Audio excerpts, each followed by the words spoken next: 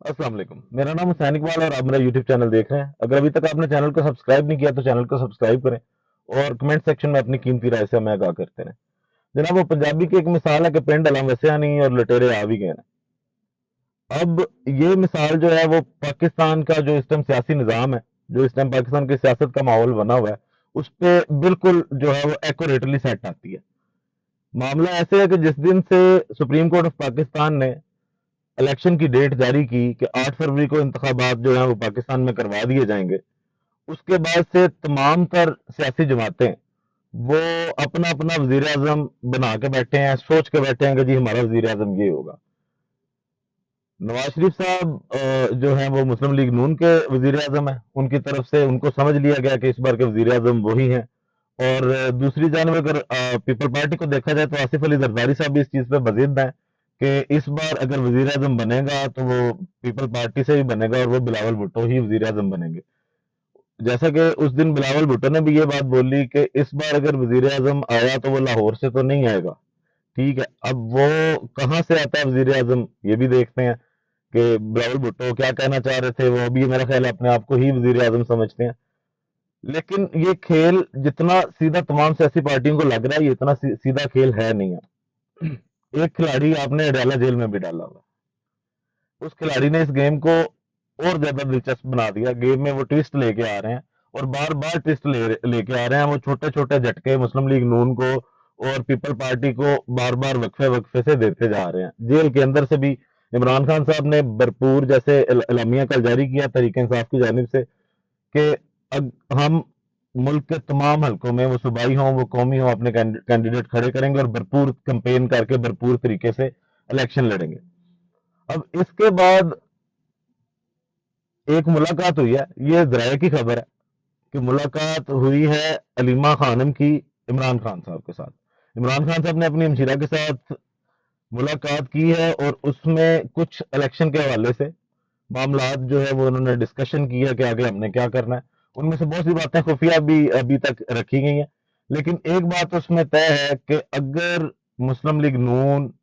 या people party या कोई और ताकतें अगर तो पीटीआई के जो टिकट होल्डर्स होंगे उनको इलेक्शन लड़ने से रोकेंगे या उन पर दबाव डालेंगे कि वो प्रेशर में आए और टिकटें वापस करें और इलेक्शन में हिस्सा ही ना लें, तो इंटरनेशनल जो मीडिया है उसको इस सारी सूरत हाल से आगाह किया जाएगा और उनको दावत दी जाएगी कि वो आए और इन सब चीज़ों को कवर करें, ताकि जो निज़ाम है जिसके साथ छेड़खानी की जा रही है या छेड़खानी की कोशिश की जाएगी उसको जो है वो एक्सपोज किया जाए पूरी दुनिया के सामने। और इसके साथ साथ इस खबर के बाद और इससे हटके मुस्लिम लीग नून में नवाज शरीफ साहब ने पाकिस्तान आने के बाद कुछ सर्वेस करवाए और अपनी मकबूलियत देखी उन्होंने कि उनकी मकबूलियत कितनी है, क्या वो इलेक्शन के लिए तैयार हैं, उनको इलेक्शन में जाना चाहिए या नहीं जाना चाहिए। और कुछ सियासी दोस्तों से उन्होंने अपने मशवरे भी किए कि क्या ऐसा है कि मुस्लिम लीग नून जो है वो अक्सरियत के साथ हुकूमत बनाएगी। तो उसका जवाब उनको बिल्कुल नहीं में मिला। उन सर्वेस की वजह से भी और जो उनके सियासी दोस्त हैं उनकी तरफ से भी उनको यही कहा गया कि जनाब अक्सरियत का तो आप सोचे भी ना। अगर तो तहरीक इंसाफ को माहौल दिया गया इलेक्शन का और मौका दिया गया इलेक्शन का, तो मुश्किल है कि आपको 35-40 सीटें भी ना मिलें। अक्सरियत 170-172 सीटों की तो दूर की बात है, आपको 40-45 सीटें भी ना मिलें और अगर कहीं तहरीक इंसाफ जीत गई तो वजीर आजम तो दूर, आपको ओपोजिशन लीडर बनने के लिए भी किसी ना किसी के तरले करने पड़ेंगे कि आपको पीपल पार्टी के साथ मिलना पड़ेगा या आपको बाकी जमातों के साथ इत्तेहाद करके फिर ओपोजिशन लीडर बनना पड़ेगा। वजारत उज़्मा तो बड़ी दूर की ख्वाब है। तो इस खबर के बाद नवाज शरीफ साहब और अब ये एक मुलाकात तय पाई है तीनों जमातों की, मौलाना फजलुर रहमान साहब और आसिफ अली जरदारी साहब और नवाज शरीफ साहब मिलकर बैठेंगे और शायद उनका एजेंडा यही होगा कि तहरीक इंसाफ के गिर्द जो घेरा है उसको मजीद मजीद तंग किया जाए, ताकि वो इंतखाबात में उस तरह हिस्सा ना ले सकें या बिल्कुल हिस्सा ना लें। इस तरह की कोई स्ट्रेटजी आगे हो सकता है कि प्लान की जा रही हो इन तीनों रहनुमाओं की जानिब से, क्योंकि इनकी मुलाकात तो तय है अब कि वो इस हवाले से बात करेंगे, बैठेंगे और पीपल पार्टी को मजीद किस तरह से जकड़ना है उसके बारे में वो उस मुलाकात में गौर करेंगे। اب جناب دوسری جانب اگر دیکھیں تو آج ایک بڑا اتحاد ہوا ہے جو شاید تاریخ میں پہلی بار نہیں ہوا، ہمیشہ ایسے اتحاد ہوتے رہے ہیں، ہم نے تاریخ میں دیکھے ہیں۔ آج ایم کیو ایم پاکستان کا وفد جو ہے وہ نواز شریف اور شہباز شریف صاحب سے ملا آ کے، اس ملاقات میں انہوں نے جو الیکشن مل کے لڑنے پر اتفاق کیا اور سیٹ ایڈجسٹمنٹ کے اور اپنے اتحاد کے جو بھی سارے معاملات ہیں وہ طے کیے گئے اور اس کا اعلامیہ جاری کر دیا گیا۔ اور یہ تاریخ میں پہلے بھی ہم کافی بار دیکھ چکے ہیں کہ ایم کیو ایم ہر اس جماعت کے ساتھ ہوتی ہے جس کی ہوا چل رہی ہوتی ہے، جن کا ان کو پتا ہوتا ہے کہ یہ حکومت میں آنے والے ہیں یا ان کے معاملات طے پا چکے ہیں، تو ایم کیو ایم ان کے ساتھ کہیں نہ کہیں پہ اتحاد کر کے ہمیشہ گورنمنٹ میں ضرور بیٹھتی ہے، اور آخری کچھ سالوں میں ان سے کوئی کسی نہ کسی بات پر جو ہے وہ اختلاف کر کے پھر سے اپنی الیکشن سے پہلے ایک سیاست چمکانا شروع کر دیتے ہیں۔ ایم کیو ایم کا تو یہ وتیرہ بہت پرانا ہے، اور اب دیکھتے ہیں کہ اس اتحاد کے بعد مسلم لیگ نون اور ایم کیو ایم دونوں ایک دوسرے کو کتنا فائدہ دے سکتے ہیں یا نہیں دے سکتے۔